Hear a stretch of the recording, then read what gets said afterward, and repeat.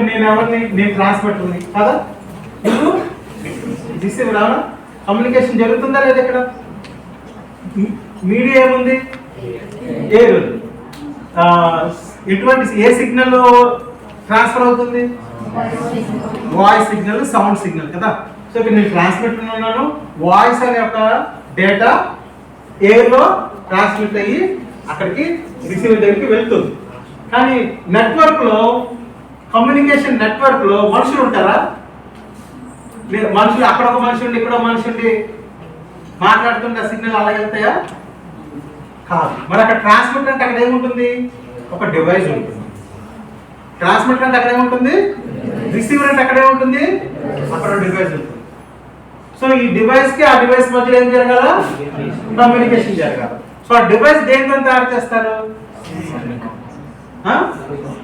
Electronic components తో. Device దేనితో తయారైంది? ఎలక్ట్రానిక్ కాంపోనెంట్స్ తో కదా. అవునా? సో ఎలక్ట్రానిక్ కాంపోనెంట్స్ అన్ని చేస్తే మీకు ఒక ట్రాన్స్మిటింగ్ సిస్టమ్ వస్తుంది, ఒక రిసీవింగ్ సిస్టమ్ వస్తుంది. So what are the electronic components? Basic resistor, తర్వాత కెపాసిటర్, ఇండక్టర్, రెసిస్టర్, కెపాసిటర్, ఇంకా డయోడ్, ట్రాన్సిస్టర్, ఇంకా ఫెట్, ఇంకా గేట్స్. మీకు థర్డ్ ఇయర్ వస్తుంది అనుకోండి, గేట్స్ ఇంకా అప్డేట్ అనుకోండి కదా. So these are the different electronic components ఇవన్నీ కూడా కదా. సో ఇప్పుడు ఈ ఎలక్ట్రానిక్ కాంపోనెంట్స్ అన్నిటి గురించి తెలిస్తే then you can understand the working of the transistor or receiver కదా.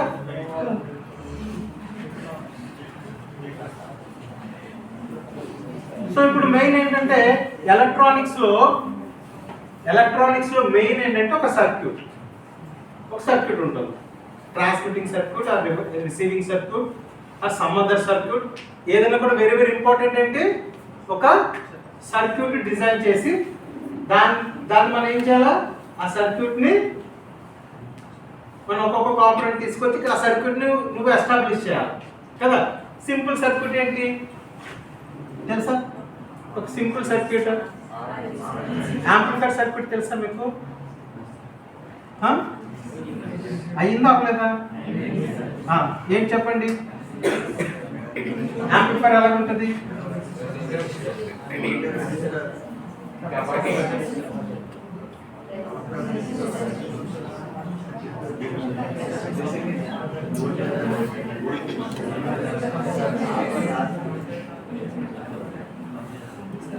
ఇక్కడ ఇన్పుట్ ఇస్తే ఇక్కడ అవుట్పుట్ వస్తుంది కదా. So this is simple amplifier circuit. Okay, అందులో ఒక ట్రాన్సిస్టర్ పెడతాము, ఒక దగ్గర రెసిస్టర్, ఇక్కడ రెసిస్టర్, అక్కడ కెపాసిటర్, ఇలా కలిపితే ఇలా చేస్తే నీకు ఒక యాంప్లిఫైర్ వస్తుంది. సింపుల్ సర్క్యూట్, ఒక యాంప్లిఫైర్ సర్క్యూట్ అది. ఓకేనా? సో ఇట్లా నువ్వు చేయాలంటే నువ్వేం చేయాలి? ఫస్ట్ ఒక ట్రాన్సిస్టర్ తీసుకోవాలి. ఓకే, ఇక్కడ ఎన్ని రెసిస్టర్ కావాలంటే అన్ని రెసిస్టర్, 2 రెసిస్టర్, 2 కెపాసిటర్ తీసుకోవాలి. తీసుకున్నప్పుడు ఏం చేయాలి? మీరు చేస్తారా? ల్యాబ్ చేస్తున్నారా? ఎలక్ట్రానిక్స్ ల్యాబ్ చేస్తున్నారా? ఏం ల్యాబ్ చేస్తారు చెప్పండి.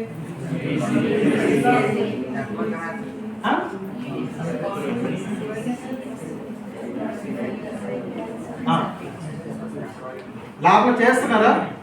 తీసుకుంటున్నారు, వాళ్ళ దగ్గర కాంపోనెంట్స్ తీసుకుంటున్నారా? దేని మీద కనెక్ట్ చేస్తున్నారు? బ్రెడ్ బోర్డ్ మీద కనెక్ట్ చేస్తున్నారా? సో ఇక్కడ దీనికి కనెక్ట్ చేయాలంటే దానికి ఒక రెసిస్టర్ పెడుతున్నారు, దాని నుంచి ఒక కెపాసిటర్ తగిలిస్తున్నారు. ఇన్పుట్ గా ఏమి ఇస్తున్నారు? సిగ్నల్ గా ఆసిలేటర్ అయితే ఉంటుంది కదా, పెడుతున్నారా? పల్స్ జనరేటర్ ఉందా? పెడుతున్నారా? అవుట్పుట్ దేనితో కనెక్ట్ చేస్తున్నారా? ఇక్కడ ఇన్పుట్ ఇస్తే అవుట్పుట్ నీకు కనబడుతుందా లేదా సరిగ్గా చూస్తున్నారా కదా. సో యూఆర్ డూయింగ్ రాదు, సరిగ్గా రావట్లేదంటే ఆ సరిగ్గా చేస్తే వస్తుంది అలా కదా. సో సింపుల్గా ఏంటంటే ఒక నెట్వర్క్, ఒక చిన్న అలా ఆ ఎలక్ట్రానిక్ కాంపోనెంట్స్ తీసుకుని దాన్ని ఒక చిన్న సర్క్యూట్ చేసి ఇన్పుట్ ఇచ్చి అవుట్పుట్ మనం చెక్ చేస్తాం, అంతే కదా. ఇలా ప్రతిదీ మనం దగ్గర ఒక్కొక్కటి తీసుకుని, అంటే సపోజ్ ఇప్పుడు ఒక 1000 ఒక కాంపోనెంట్స్, ఒక 1000 కాంపోనెంట్స్ ఉన్నాయి అంటే ఇక్కడ ఎన్ని కాంపోనెంట్స్ ఉన్నాయి? ఒక ట్రాన్సిస్టర్, 2 కెపాసిటర్లు, 2 రెసిస్టర్లు ఇచ్చాం. సో దాన్ని చేయడానికి నువ్వు ఎంత టైం తీసుకుంటున్నావు? ఎక్స్పెరిమెంట్ చేయడానికి 1 అవర్ రావట్లేదు అన్నాడు. అంటే 1 అవర్ చేసిన రావట్లేదు కదా. అంటే కాంపోనెంట్స్ ఎన్ని ఉన్నాయి? 5 కాంపోనెంట్స్ ఉంది. ఒక చిన్న ఎక్స్పెరిమెంట్ చేయడానికి you are taking 1 hour time కదా. ఇన్పుట్ ఇచ్చి అవుట్పుట్ చేయడానికి గంట పడుతుంది. అదే 10,000 కాంపోనెంట్స్ ఉన్నాయండి. 10,000 కాంపోనెంట్స్ ఉన్నాయి. Now you have to do one experiment. So 10,000 ఇచ్చారనుకోండి, అప్పుడు ఏం చేస్తారు మీరు? ఎంత టైం పడుతుంది ఆలోచించండి. Is it easy? It's not easy. It is not easy to connect 10,000 components. ఒక నెట్వర్క్ మనం చేయాలంటే it's very difficult for us. దాంట్లో ఏదో ఎక్కడో దగ్గర మిస్టేక్లు జరుగుతారంటే మనం చేయడం చాలా కష్టమైంది. సో అందుకే ఇన్ని కాంపోనెంట్స్ ఉన్నదానికి మనం సింప్లిఫైగా ఏం చేస్తారు? అదేం చేస్తామంటే ఈ 10,000 కాంపోనెంట్స్ని ఒక పద్ధతి ప్రకారం దాన్ని ఇంటిగ్రేటెడ్ చేసేస్తారు. ఓకే, ఇంటిగ్రేటెడ్ చేసేసి ఒక చిప్లో ఆ 10,000 కాంపోనెంట్స్ పెట్టేస్తారు నాకు ముందుగానే. అంటే నువ్వు కష్టపడ్డావు, నువ్వు అనవసరంగా నువ్వు కష్టపడకుండా వాళ్ళే పెట్టేస్తారు. 10,000 కాంపోనెంట్స్ అందులో పెట్టేసి ఆ చిప్ నీకు ఇస్తారు. సో ఇప్పుడు for you it is easy. ఏంటంటే చిన్న మీకు ఇక్కడ అన్ని పిన్స్ ఇస్తారనమాట. Okay, this is called integrated IC అంటారు, ఇంటిగ్రేటెడ్ చిప్. సో నువ్వు ఏవైతే 10,000 చిప్స్ ఉన్నాయో, 10,000 కాంపోనెంట్లు ఉన్నాయో అవన్నీ కూడా ఒక చిప్ మీద పెట్టేసేసి నీకు ఇస్తారు. Your job is to program that. Circuit చేయాలి, you have to correct circuit, that is ఎలాగో చేయాలి. కానీ 10,000 మనకి మీకు ల్యాబ్లు ఇచ్చినట్టుగా ఆ 10,000 ఒక డబ్బా కెపాసిటర్లు, ఒక డబ్బా రెసిస్టర్లు, ఒక డబ్బా కెపాసిటర్ ఇచ్చి చేయడం అన్నారు. ఓకే, అర్థమైందా? సో అదంతా ఒక చిప్ ఇస్తారు. Then you have to design this chip, that is your job. Okay, so ఈ 10,000 చిప్పులు ఇందులో నీకు ఉంటాయి. కనెక్ట్, నువ్వు దానికి కావాల్సిన కనెక్షన్ ఇది దేనికి ఇవ్వాలా, ఇది దేనికి ఇవ్వాలా, అలాగా దానికి దీన్ని కనెక్ట్ చేయడం, లేకపోతే దీన్ని కనెక్ట్ చేయడం ఏదో ఉంటుంది, ఒక సర్క్యూట్ ఉంటుంది. ఆ విధంగా బయట నువ్వు చేస్తే సరిపోతుంది. You'll get that kind of circuit. అర్థమవుతుందా? So this is called IC chip అంటే. నేను ఏంటంటే ఇంటిగ్రేటెడ్ సర్క్యూట్. ఇంటిగ్రేటెడ్ సర్క్యూట్లు ఉండేవేంటి? అన్ని ఎలక్ట్రానిక్ కాంపోనెంట్స్ ఉంటాయి. రెసిస్టర్స్, కెపాసిటర్స్, ట్రాన్సిస్టర్స్, గేట్స్ అన్నీ ఉంటాయి అన్నమాట. అవన్నీ ఆల్రెడీ వాళ్ళు పెట్టిస్తుంటారు, జస్ట్ మనం దాన్ని ప్రోగ్రామ్ చేయాలి. ఓకే, సో దీన్ని ఏమంటారంటే ఐసి అంటే ఇంటిగ్రేటెడ్ సర్క్యూట్ కదా. సో దీంట్లో మనకి 2 రకాలుగా ఉంది. ఏంటంటే large scale integration. Large scale దీన్ని ఏమంటాము? లార్జ్ స్కేల్ ఇంటిగ్రేషన్ అంటే ఒక 10,000, 1,000, మోర్ దాన్ 10,000 కాంపోనెంట్స్, 10,000 కాంపోనెంట్స్, అన్ని కాంపోనెంట్స్ని ఒక చిన్న సిలికాన్ చిప్ మీద ఇంటిగ్రేట్ చేయడాన్ని లార్జ్ స్కేల్ ఇంటిగ్రేషన్ అంటారు. సో ఇవన్నీ ఎల్ఎస్ఐ చిప్స్ అన్నమాట.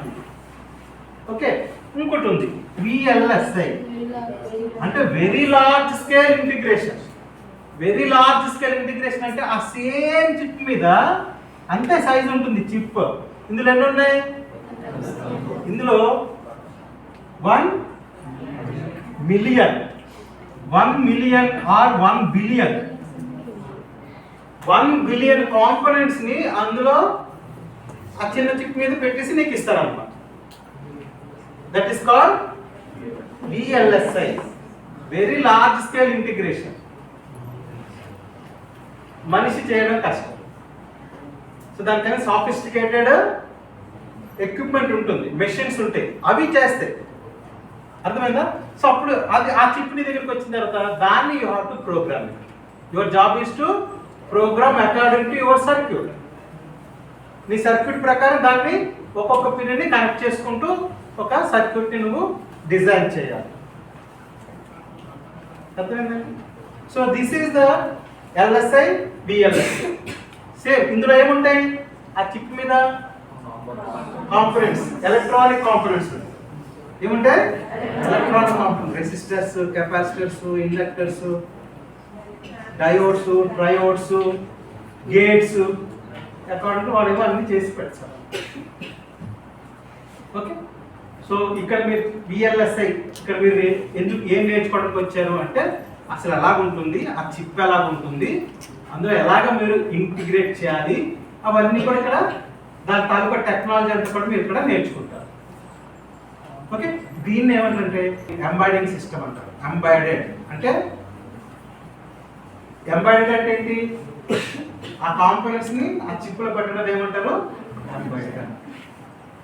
ఎంబైడెడ్ సిస్టమ్స్ అంటే ఇప్పుడు చాలా అంటే కొన్ని సెక్టర్స్ లో చాలా మంచి పోస్ట్ అన్నమాట, చాలా స్కిల్ ఉండేటటువంటి వాళ్ళు తీసుకుంటారు కంపెనీస్.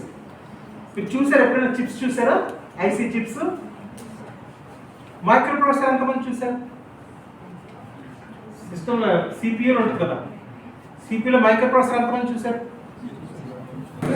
చూసారు కదా, that is also chip, micro chip అన్నమాట. ఎంతమంది? సో ఇప్పుడు మీరు బయట చూసారు కదా, లోపల ఎలా ఉంటుంది అనేది మీకు తెలుసుకోవాలి. తెలుసుకుందామా వద్దా, అవసరమా, అవసరమా, దానికోసం వచ్చారు కదా. So you came here to learn VLSI, అర్థమైందా? సో ఎందుకు వచ్చారు, దేన్ని నేర్చుకోవడానికి వచ్చారంటే ఆ కాంపోనెంట్స్ ఏంటి, ఆ కాంపోనెంట్స్ ఎలాగ ఉంటాయి, దాన్ని ఎట్లాగ దాంట్లో చేసి ఒక ఇంటిగ్రేటెడ్ చిప్ ఎలా చేస్తామన్నది తెలుసుకుందాం. ఓకేనా?